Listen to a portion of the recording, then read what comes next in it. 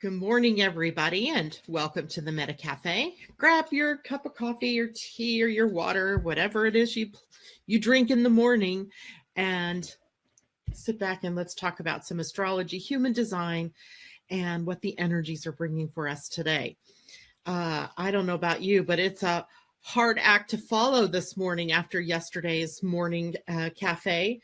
It was a wonderful conversation with Angie Witzel about star seeds, something that is a subject that just blows me away. I mean, a friend of mine was sitting here with me yesterday afternoon, and we're just enjoying the sunshine and musing about the information that we received yesterday. Good morning, Mimi. It's good to see you out there. And I mean, we were still buzzing, just literally buzzing from all of that information and the truth that we feel somewhere in our beings about beingness, about our connection to the stars. And Angie, I just can't thank you enough for being on the show yesterday, sharing that information with us, and taking my brain and making it spin out, right? Spin out, not out of control, mind you, but just to spin out into, oh gosh, the night sky. Hold on, thank you, Mimi. I forgot to move my mic closer to me, and it's probably picking up some of the sound from. Is that better? Is that better? Is that better? Okay, somebody let me know if my sound is a little better, because it might have been wonky because it was sitting next to the exhaust fan on my computer. So hopefully that's better. I know sometimes if I set it too close, it sounds kind of watery-ish, wiggly, like the wind is blowing at it. So let's see, let me go back. Still weird. Well, I can see that things are lagging this morning, and I don't know what to do about that. So technology, what can we say, right? We are running a ton of energy right now. And let me see if I move my mic over here. Good morning, Marlene. Good to see you out there. How about now, brown cow? Is it better? I will assume the sound is better on the right side this morning. Anyway, I was talking about the feeling yesterday that I got from listening to Angie and some of the information she was sharing, and the way far outness of that information, the way esoteric and etheric and metaphysical energy that information she was giving us. But the truth of it was ringing through my whole system. And I mean, I spent maybe, 30 minutes after the show yesterday morning looking through everything I could find on the internet about starseeds. I bet some of you guys did that too, because I just found it to be so fascinating, so fascinating, and something, literally there's no way to really prove it. I mean, scientifically speaking, there's no proof, but there is the anecdotal evidence that we have about it, our affinity for the stars and the feelings that we get. I know I walked outside last night before I went to bed, and I just was staring at the sky. And I do that often, as often as I can in the Northwest when there is a clear night sky, to connect visually with the stars. The planet Jupiter was shining beautifully right outside my bedroom window last night. And I was thinking about what dimensions have beings on Jupiter, etc. It was just really mind-blowing and mind-awakening, which I think is quite appropriate since today the moon has moved off into Sagittarius, and it's filling us up with the energies of freedom and adventure and taking a look at things that we don't normally look at, exploring new ideas and new concepts, and it's a great energy for us to use our minds to explore, not to think our way through something or solve problems, but just to literally explore and see what magic our world holds for us. And somebody let me know if the sound is better. I still seem to be lagging in if I look at myself in the little box over here, I'm like 2 or 3 seconds behind where I am physically. I hope that the sound isn't doing that as well. If it is, just let me know. And hopefully when I can produce the video, it'll be better. I don't know. I can tell you where I suspect this is all coming from, and that is one of my little adventures yesterday in seeking knowledge after our conversation yesterday morning. I was doing I have a monthly reading I do with several people, like attorneys. They hire people and put them on retainer. Well, some people have me on retainer, and I do a monthly reading for them. And I was doing her reading yesterday, and she goes, "Oh, I just got an alert from spaceweather.com. Oh, I'll just read that later." And I said, no, read it now. I want to know what it says. And then I realized I had stopped getting information from spaceweather.com, which was kind of strange because I loved getting their updates. And one of the updates that she was reading to me was about the lack of sunspot activity. Now, believe me, if this was this time last year, I would have known exactly what the sun was doing because I was always looking at that information. And because the sunspot activity, whether we believe it to be so or not, really does have an effect here on Earth. Physical effects that science can measure, and spiritual effects or psychological effects that we can't necessarily measure, but that we can certainly tap into and understand is what's going on. So here we have a sun that for 59% of the days in 2018 so far, we have been sun spotless. No spots on the sun whatsoever. Now, the sunspots are activity areas where it's hotter. It's a hotter area than the rest of the face of the sun. So when you see that black spot that's roiling and bubbling, and it ejects a solar flare or a CME, a coronal mass ejection, that is the sun and its engine that's humming and humming and humming, and it is a place where the heat is being let go of. But of course, we're used to the cycles of the sun, right? The sun has an 11-year cycle of activity followed by inactivity or low activity, not inactivity. And the sun, we're not expecting it to be at solar minimum until 2019 into 2020. But here we are in 2018, and already 59% of the days, 60% if you count today, are already sun spotless. So how does that affect us here on the planet? Because I think that's an interesting thought process for us all.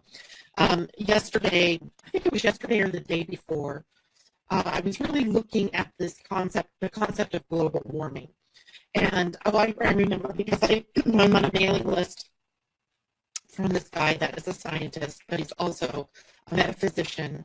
And good morning, Michelle. It's good to see you out there this morning. Who else have I missed out there that I didn't say hello to? Marlene, I said hello to you. Mimi, I said hello to you. Where's our Suzanne this morning? She's not out there yet, unless she's quiet in the background. So what effects do we feel here on Earth when there is the solar minimum, or when the sunspot activity drops like it is? And that takes me to this newsletter I was reading from this guy the other day about how global warming, and I know this because I was going to college in the early 90s and I was studying biology and chemistry and physics, and I knew that the global warming model was sort of made up, and that it was a misreading perhaps of data, a skewing of data. And not that I think that we haven't had an effect on the globe in terms of the heat or in terms of the pollution level and how that's affecting Mother Earth. That's not it at all. But that very thought that we have, that we are so important in the grand scheme of things, that we're creating this global warming, flies in the face of the power that the Earth has all on her own as a sentient being to regulate her own planet, or her own temperature, or her own health. And not only is the Earth a sentient being, but she's part of a system of other planets that we could also consider to have their own sentience. So even though we, as stewards of the globe here, must take care of our planet and do everything that we possibly can to keep her clean, to keep the air and the water fresh, we are not the sole cause of the things that go on the Earth in terms of temperature. And the sunspot activity is a part of that regulation of the temperatures here on our planet. During the sunspot lows, like right now, the Earth is being bathed in lots of high energy particles. We call them cosmic rays, but they're really made up of gamma rays, X-rays, radiation energy. So you know that, for example, when you're flying in an airplane, you're closer to the thinner area of our atmosphere, and because of that, you have a higher rate of radiation than people here on the ground. Usually, it's no more than what you would get in the dentist chair, getting X-rays on your teeth. So it's not something that we worry about our health. But the same rays that are the reason we worry about radiation and X-rays and gamma rays and cosmic rays is because they have a mutative effect on life here on the planet or anywhere in the universe, such as it is. So during the lows in sunspot activity, we see a spike then in the highly charged particles entering the Earth, and that translates into evolutionary impulses that we can use to grow and evolve and move forward. Or like we typically do, we go kicking and screaming into that evolutionary energy and we resist, we dig in our heels and we decide, no, we don't want to change. But the forces are very powerful at this point in time, right? We are being overpowered by the forces of the universe that are imposing an evolutionary path on us. And when I say imposing, I don't mean that in a negative way, because we all know that evolution is necessary, right? Or we get stagnant, we don't grow, we don't move forward, we get into this very rut that we're in right now, right, in our world, where we feel like we're at a stalemate with everything going on. No one can agree on anything. Everybody's fighting one another in some way on a governmental level. This is really powerful. You can see it every day in the tweets that 45 cents out and in the just the whole dynamic, right? And now comes along this solar minimum with the potential to really increase the amount of change. Change over time is, usually a slow rise. Let's see, can I do that? A slow rise. And when we have this kind of thing, then we can expect a spike in our learning curve and in our evolution. And that isn't always comfortable, but it's about to happen. And of course, we are expecting already that kind of change because of Uranus moving into Taurus in the next couple of weeks. And of course, Taurus is a sign that does tend to stick its heels into the ground and hold on tight, right? Not, goes into change, kicking and screaming. So we do have this potential then for a lot of change to come at us. And a lot of that energy might be directed at all things to do with the Earth, the environment, the Earth itself, the waters, the trees, the plants, everything, right? The whole of the ecosphere could be affected by this particular, if there is anything that I will see that's going to be affected, it's going to be the value that we as human beings place on what it is that we're doing to the Earth. And I'll tell you why. There's another astrological thing. But before I get into that, one other effect that low sunspot activity has on this planet is in reducing temperatures. Right? It's almost like one of those negative feedback loops. There's positive feedback loops and there are negative feedback loops that help keep a balance on the planet. Like in your body, if your body temperature goes up too high, then you begin sweating and you begin to feel thirsty, so that you have to drink more water, which then acts as a cooler in your system. Well, the Earth is a sentient being. She has all these different systems in place that act to keep her in stasis. And stasis is homeostasis, we call it. Homeostasis is just a balancing of the systems, and that there are many feedback loops, both positive and negative, And I don't mean that in a judgment sort of way, not at all. It's just sometimes you're moving forward and the body's doing something, and then other times it's turning something off. And the earth does the same thing to try to keep things in stasis or homeostatic so that we don't have big swings in temperatures or in climate. The climate change is slower than we might think it does. And one of the ways that the earth keeps us in that stasis is through storms, right?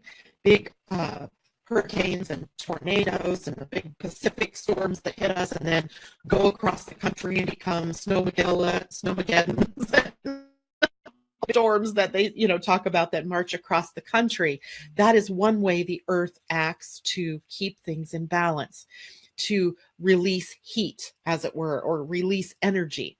So the earth is a sentient being, and she does have these ways of being able to control and moderate her systems. And low sunspot activity is another one that helps the earth cool. And almost every sunspot low is met with lower temperatures here on Earth. And, somewhere in the back of my mind, I was wondering about this exact same thing when Saturn moved into Capricorn, because Capricorn is, from an astrological standpoint, a cool sign, cooler. And so Saturn is often the weather maker in the astrology of the world. And it is one of the forces then that could perhaps allow the earth to cool. And there is a specific time in Earth's history called the Maunder Minimum, if y'all want to look it up. It was a real true time. It lasted in the late 1400s to the 1600s, where the earth cooled significantly, and to the point where, crops failed in the northern countries of Europe, and sent people into famine. And it was not a pleasant time for sure, but it was an extended period of time where the earth cooled, linked perhaps to the sunspot cycle, linked perhaps to volcanoes that spew tons of particles into the air that also blot the sun and reduces the temperature here on the earth. So bottom line, temperatures on Earth are falling at the moment, perhaps brought about by the sunspot activity. Does it mean then that we're not responsible? And that's where I draw that line, right? We may not be the cause of all that is happening on the globe in terms of warming, but that doesn't take away our responsibility for taking care of her. And now there's an astrological component that I wanted to share with you all this morning. Today and yesterday, actually, the North Node, which we know as our destiny, the life path trajectory, moving through the sign of Leo for the last several months, since last July, is today conjuncting the planet Ceres, the dwarf planet Ceres. Let me reframe that so we don't get confused, right? We got to keep Pluto and Ceres in their proper perspective, and they are dwarfs. And that doesn't make them any less powerful. And some of the themes of Ceres we've talked about before. I did a radio show, like 3-part radio show on Ceres and Pluto. But right now, Ceres conjunct the destiny point is really leading us to these themes. And the themes that we see are the fact that we're caretakers of the earth. Good morning, Suzanne.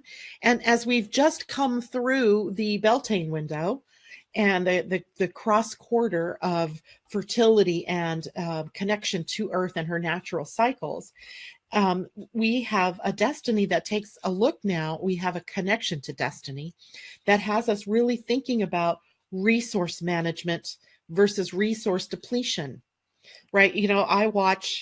I live in the Pacific Northwest, and I swear to you, there are times that the beautiful hillsides are suddenly barren. Like one day there's trees and the next day they're gone, as the forest is, being used for her resources. And, I know they're really good about replanting here, but it's a little disconcerting at times to see these beautiful emerald hills and then the next day they're brown and gutted.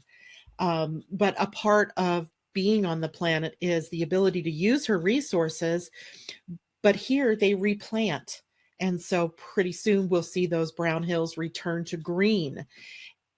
The problem comes in not so much when that's happening, but when we overuse the resources that are here. And Ceres will bring that to our attention in very powerful ways.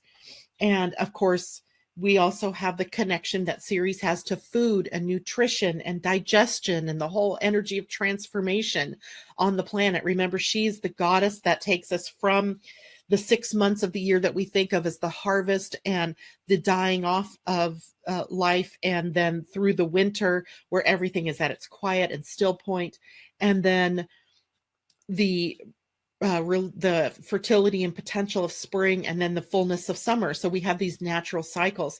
Ceres brings us to that natural cycle. So I think from an astrological standpoint, what we're being asked to do is to come back to more of that natural cycle. And what are the things that we can do? We can't necessarily make other people out there do what we want them to do. Suzanne just put up something that says we really should be using hemp for all the things we use trees for. And in one respect, I totally agree. I don't even understand what it is. I do. It was an economic deal and to help save farmers that were doing cotton in the South and yada, yada, yada, all things that were based on an old past. But we have to be able to, as individuals now, take responsibility for how it is that we are caretaking the planet. And that's what this is all about. The North Node is your personal destiny. It's moving through these different signs and bringing these things to our attention. And right now, when it's conjunct Ceres, it's bringing this idea of food and how we take care of the planet and how we grow our food. How many pesticides are we using out in those fields that then seeps into the water systems? The water tables are very high here where we live, which means it's like very thin soil before, whatever they put on the top seeps down into the water tables. And the animals that are low, eating low on the food chain, and then the eagles and the other, what do they call them? The prime, the word went out of my mind, but the coyotes and the animals that eat the smaller animals. And I mean, the effects are huge when we don't take care of the things that we can take care of. So if you have a garden, grow it naturally, right? If you have a large agricultural element in your community, work with the authorities there to make sure they grow as organically as they can. And you, by using your dollars to buy organic foods, can really pressure the market. I know I never have been a big Walmart shopper. I've never really liked Walmart. But one of the things that really convinced me not to shop there was the fact they didn't carry organic foods. So I naturally moved to stores that they had fresh organic produce, where they were bringing in more and more organic milk, eggs, cheese, etc. Buying from local markets, local producers, and putting those products in their stores. So I prefer, even if it does cost me a little bit more money, to put my dollars there. And that's what I encourage all of you to do. That is what Ceres and Conjunct Destiny is encouraging us to do, is to do what we can personally to support the earth, and not buy into the hype necessarily of global warming or of anything that people want to put out there to you that's happening, because the earth can take care of herself. She is a big girl, right? But we also have to do our part, because she's our home, right? Just like we go through and we dust and we clean and we, make sure our homes are in good condition. Earth is our home. So we have to do what we can to protect her as well. And so one of the other last things about Ceres is she also represents love, loss, and letting go, right? Remember, in the myths, she had to let go of her daughter, Persephone. She had to release her to Hades, Pluto, the underworld, for 6 months of the year, which is why we have the representation of Ceres coming in and allowing the natural vegetation to die off, and her mourning, if you will, the loss of her daughter. And then Persephone comes back in the spring, and she then again begins the growth and fertility of the planet. Keenly aware then that there are these natural cycles that go on, and that we are all in some ways holding on to things that we need to be able to release and let go of. Oops, I just hit the mic. Hopefully that hurt your ears. So I didn't necessarily know what I was going to talk about this morning, but the sun gave me an opportunity to talk about this. And the real reason why Ceres was, besides the fact she's conjunct the North Node, is the fact that it is the inner planets right now, the ones that affect you and affect me, that she is in aspect to, where a lot of times, there's maybe a couple aspects going on with the outer planets, a couple things going on with the inner planets. She's squarely in conjunction, or she's in a trine with the moon and with Mercury. She's in a sextile with Venus, and she's in a square to the sun, which means for us, all of those are inner planets. So it's really being shown to us that we have the responsibility. At this point, I don't think she's making any aspects to any of the outer planets. No, the only other aspects she's making are to the North Node and the South Node. Destiny and karma, right? Destiny, the opposite side is karma.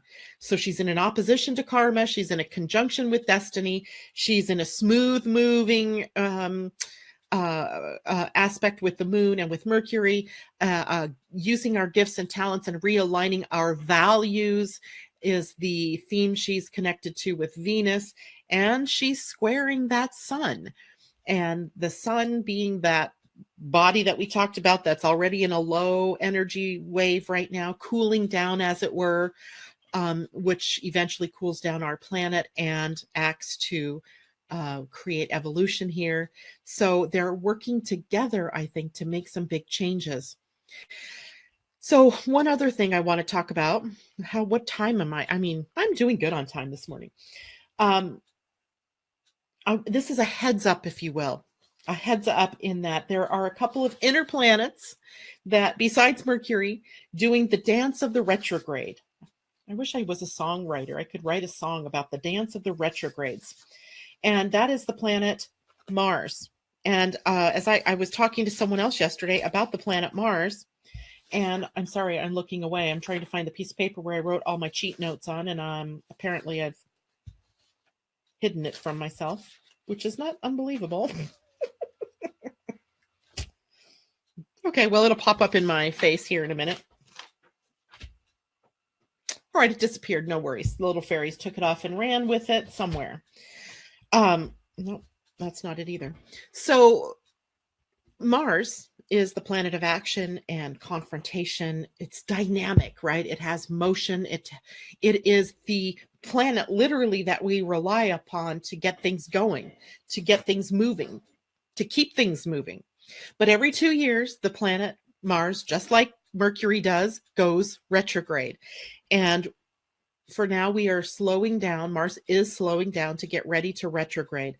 Literally, we enter the shadow period May 12th, so a week from Saturday. And like Mercury, there's a shadow period, a time of it crossing through the territory it will be retrograding through. Then there's the actual retrograde and the slow movement backwards where it backs up against all of the energy it's already passed through. And then it turns to forward and moves on. And that whole entire cycle then, when it's done, has been a long-term emphasis on certain degrees of the zodiac. So on May 12th, Mars is going to be moving into the zone where it will be retrograding, and that's going to be at 9 Aquarius. And so May 12th, wow, that's a long retrograde. That's a long shadow because it doesn't turn retrograde until June 26th. So what we'll feel in ourselves is the slowing down of the motions, right? The slowing down of the actions in preparation for that retrograde. So the reason I want to share this with you is because there's going to be so much happening from, the 13th. Remember, we talked about the Mercury moving into Taurus, and then the new moon in Taurus, the Uranus moving into Taurus, and then Mars squaring Uranus from Taurus to Aquarius. So there's this high energy stuff happening, and then Mars slowing down. So there could be some powerful high things happening, right? Very energetic. And then when Mars turns to retrograde, it kind of cuts the stream of action down and turns it inward. So in looking at some of these more evolutionary energies that are available for us at the moment, it feels like there's going to be like this jump into some kind of change, and then a settling down of that change, and a turning inward of it. And then when we get into September, October, it is finishing its cycle. Mars is finishing its retrograde cycle, just as Venus is going into her retrograde cycle. So we have this energy, I think, that feels, like a rag doll when you're kind of womping her back and forth.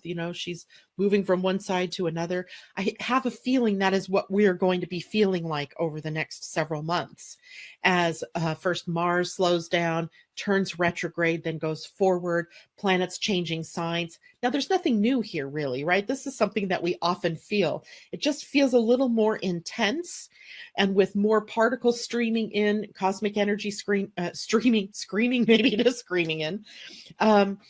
It is highly likely that life is going to take on a very weird, maybe chaotic, and at other times completely quiet time. I'm going to show you a comment Mimi just made. She said, giving us time to think about our actions before leaping. That's important to think about here, because when, like, for example, let's say you're starting a whole new project, and it's okay right now. Mars is in full, forward motion. There's no need to stop other than following your type, your strategy, and your authority in taking action. But you have to know that taking action now may slow down as time goes on. And then when you hit the retrograde, there isn't any more new dynamic action that you can take. At that point in time, it'll be more inward. And it could be like, maybe I've got to replan something. Maybe I've got to strengthen the foundation of something. Whatever it was that I was in the midst of creating, maybe it's time to take it inward. And if you're writing a book, for example, now maybe this is the time you're writing, and then the retrograde comes and it's time for the editing and the proofreading and all of that. So it's a natural thing that we go through every 2 years, where the outward action isn't favored, but the more inward action, the more behind the scenes action is favored. And so I would imagine there's going to be a lot of that sort of outward, inward kind of energy as time goes on. So it feels to me like maybe we are both evolving in the outer world and in the inner world. And the only thing I can really control is about what's going on in here and how I react to what's happening. So it's important for us all to be aware.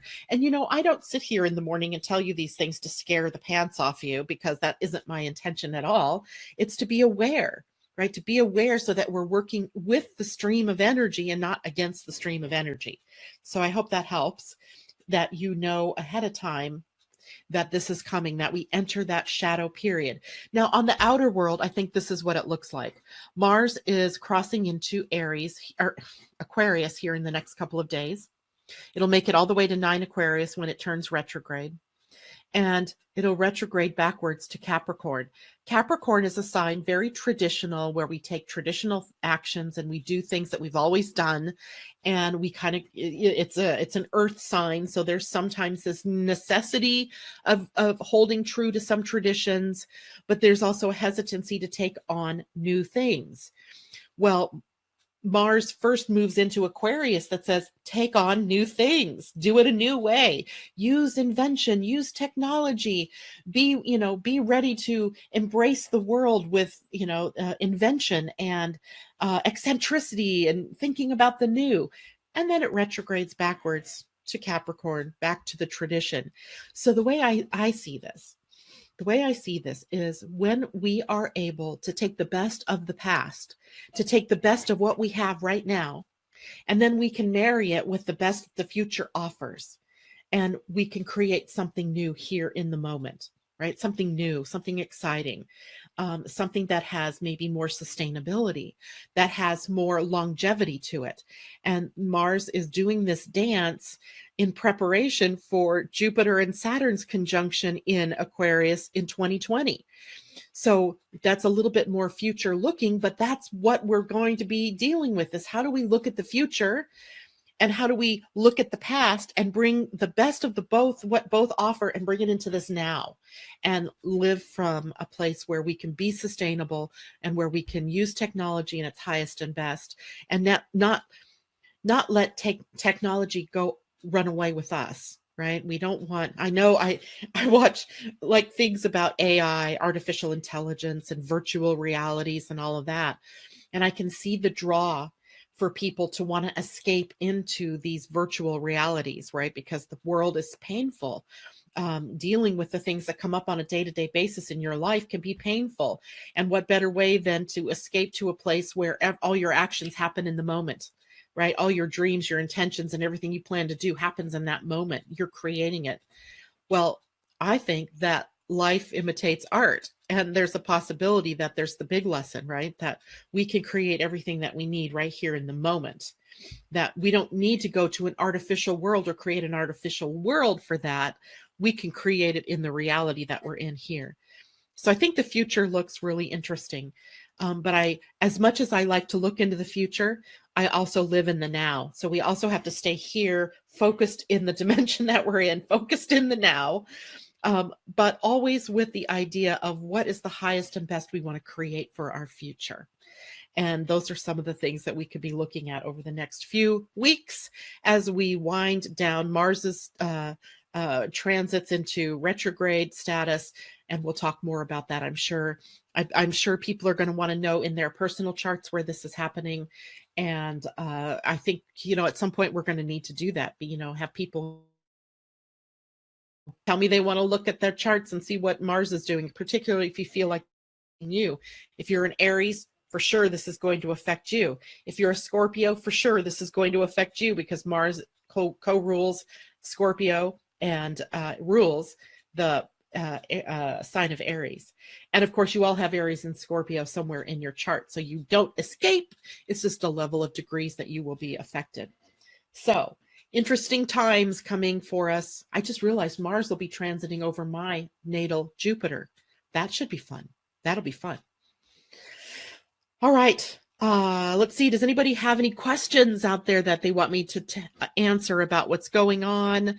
Definitely, Mimi, we are getting time to think and reevaluate before we take action. Suzanne says she loves awareness. Marlene, I think, is happy about this. Mimi has an Aries rising. What did that say? Aries rising, some effect indeed. Right. Now, depending on the degree of Aries rising for you, the early degrees may be straddling in your 12th house. So there may be unconscious processes that are at work for you. It depends on what the degree is of your rising sign. If you know that, put it here and I'll tell you whether it's going to be 12th house or is it going to be the first house. If it's the first house, then it's a personal transformation. Either way you look at it, it's in a very interesting place for you because your ascendant is likely involved, and that makes it very personal to you. So, maybe this is why I don't put the mic on the right side, because I'm right-handed. And when I use my right hand, I knock the mic over. Maybe let me check and see if, for example, I have your chart.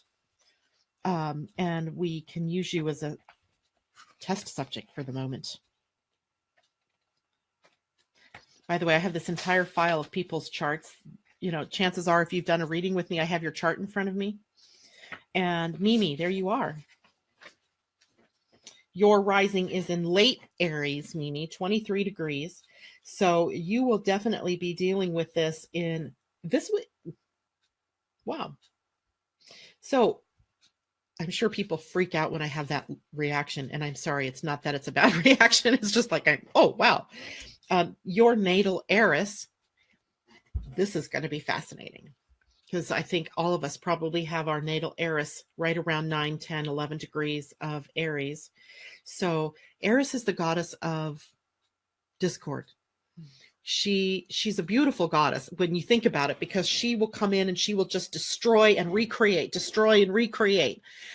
She's the one that's been traveling around with Uranus that created a lot of the whole of the Arab Spring was probably because of that. The Occupy movement, the various revolutions and so forth being brought about by the discord she creates, along with the awakening that Uranus brings. So for you with Mars retrograding completely back, well, first of all, moving forward to Eris, there's going to be a touch of discord in the mind, in the hidden recesses of your unconscious mind. You may become very aware of old patterns, things that have held you back, and you may just suddenly say, to heck with it all.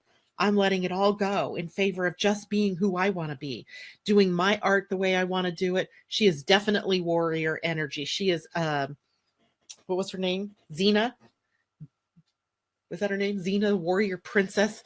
She reminds me of what the Amazon women would be about, you know, fierce and protective and strong-willed and knowing their minds, doing what is right for them, freedom loving. And there's a lot of that energy that's going to pop up for you, but it's going to happen in such a deep recessed place that it could start out looking like self-sabotage. So like maybe I'm destroying everything in order to make something new.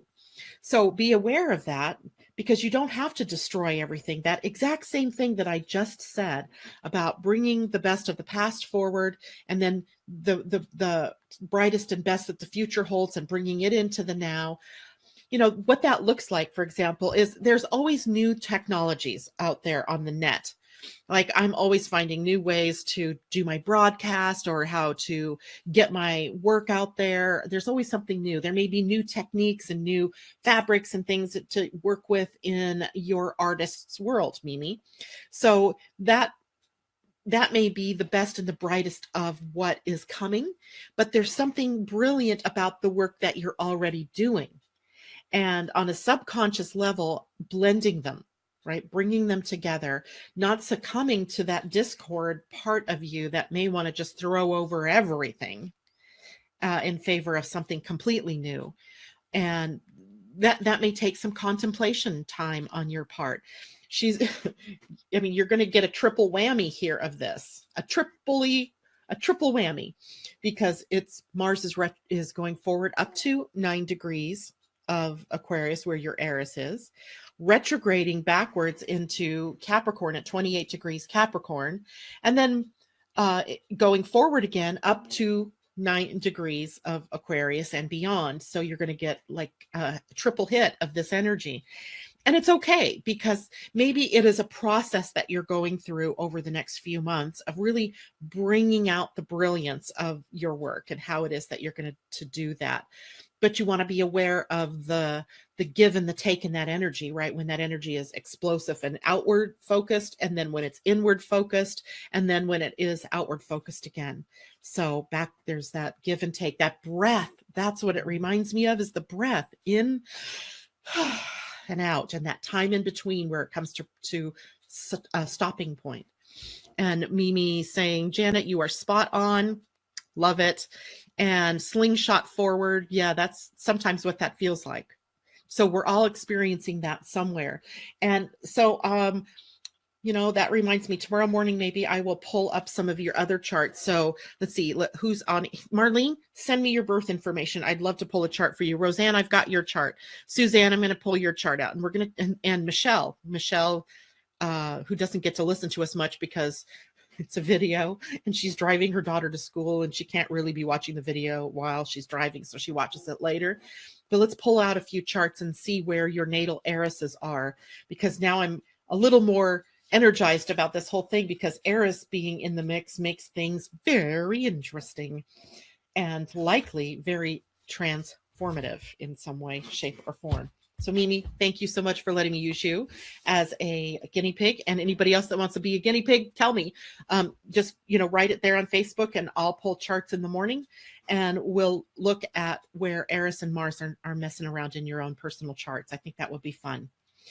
In the meantime, I think today is this is a great day. The sun is shining here. I'm going to do what I did last time, take my computer and go sit outside and do my work outside and enjoy the sunshine while I have it. And I hope that all of you could do something in that respect as well today. Do something you enjoy.